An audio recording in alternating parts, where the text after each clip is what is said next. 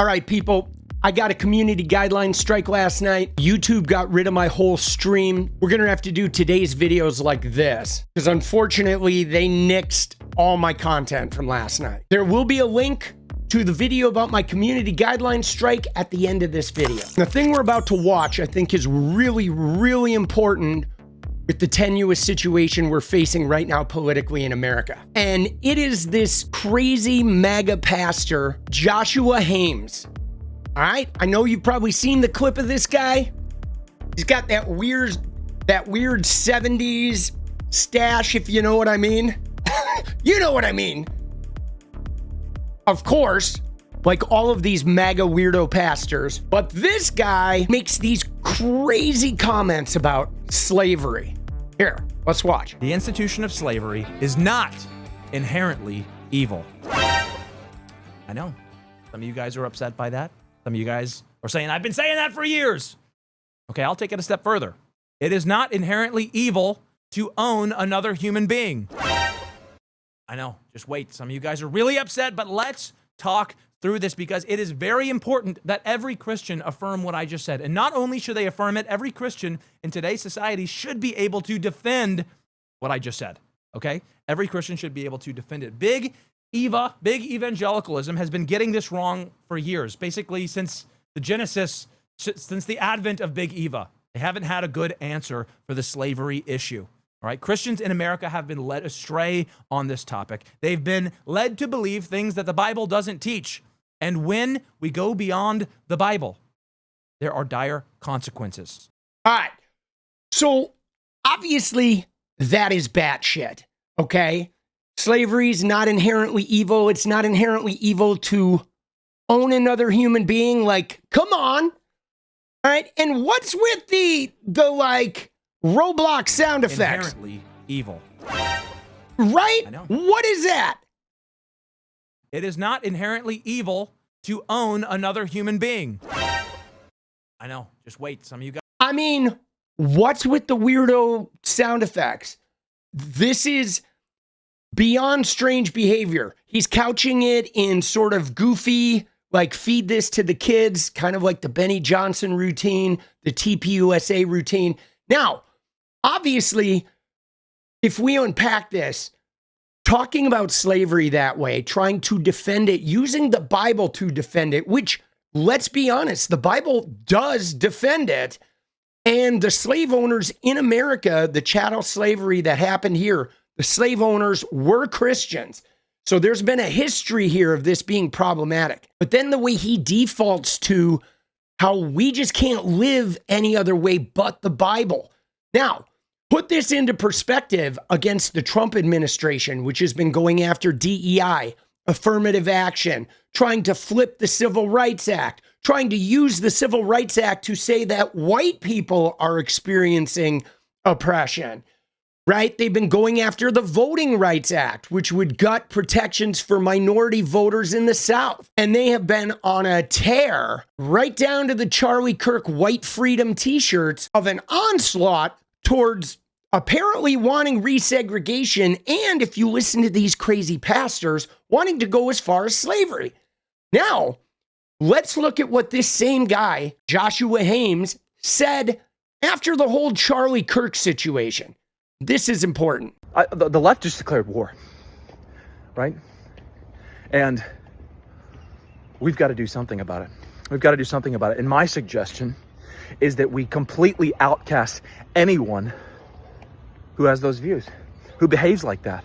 Treat them like we treat the KKK, because that's what they are. That's what they are. Evil, hateful demons. And we can't have a country with evil, hateful demons. We just can't. We just can't. So, yes, we love our enemies. We pray for them. But we've got to take action. We've got to take action. All right. Now, there's a lot to unpack in that 30-second clip right there. First off, the start of the left just declared war.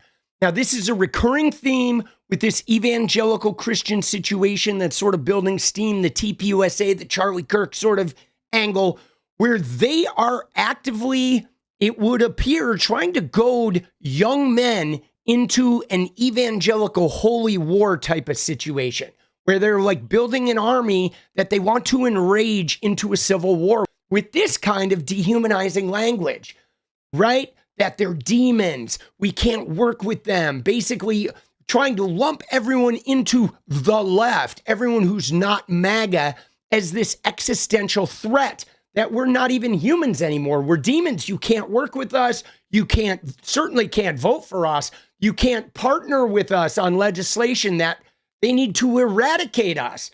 His reference to the left declaring war, the left doing this, 𝗲𝗏𝗽𝗏𝗃, even if you ask Grok is very clear about the fact that Tyler Robinson was not a leftist. There is no information anywhere in this kid's bio that connects him with leftist ideology. He was a Mormon. He was raised in a conservative MAGA family. He appeared to be somewhat apolitical when you look at his group chats with his friends on Discord. He was a gamer. The memes on the bullets were Groyper memes. And he did seem to have a personal vendetta against Charlie Kirk and some of his transphobia related perhaps to this kid's own sexual identity. But the only thing marking Tyler Robinson as a leftist is his homophobic mother saying, well, she discovered these things about her son that she was unprepared to deal with. So she's like, oh, he's got to be a leftist. Oh, he's a leftist.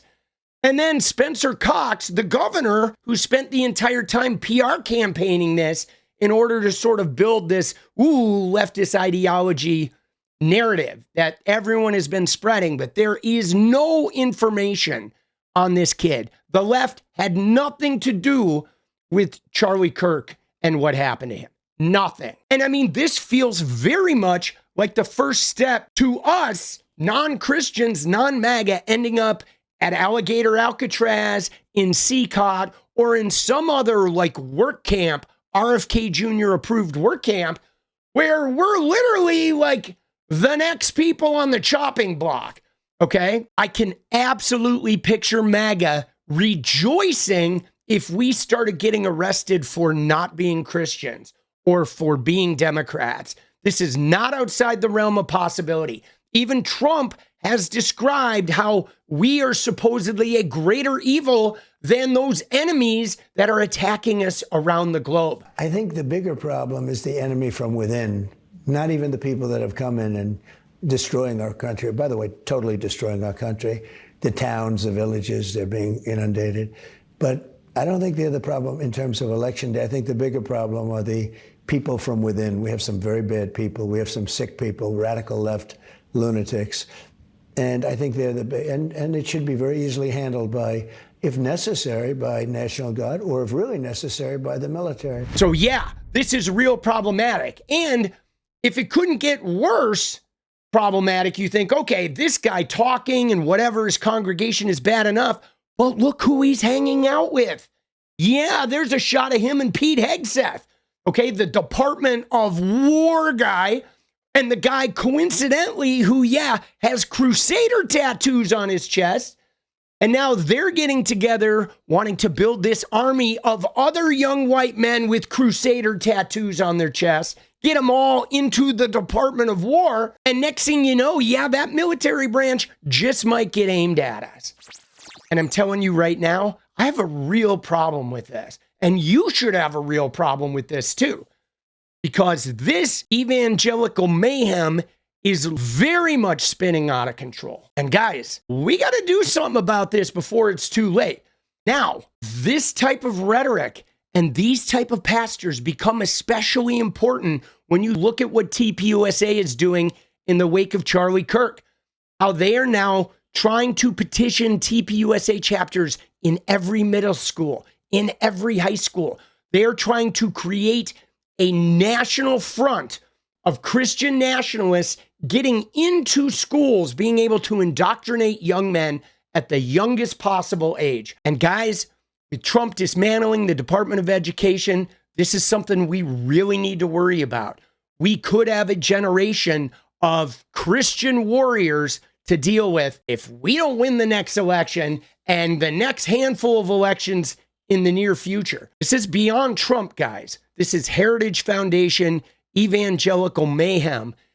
And I hope you're paying attention, because the time to start fighting this and figuring out a way to overcome it is now. All right, thanks, guys. I'll be streaming every night.